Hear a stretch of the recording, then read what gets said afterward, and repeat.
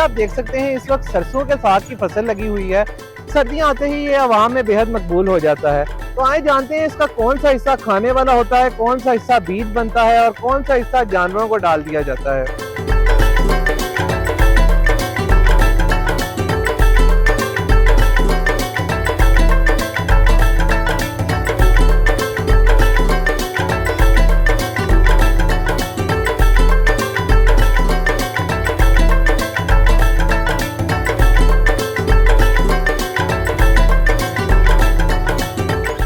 ये हैगा गोभी सरो का। ये वाला जो इसके अब फूल लगे हुए इसके साथ फली लगेगी, इसका भी बनेगा। सर्दियों च साग खाने वाला होता है, गर्मियों च नहीं होता। गर्मियों च फिर दूसरा पट्ठा चलता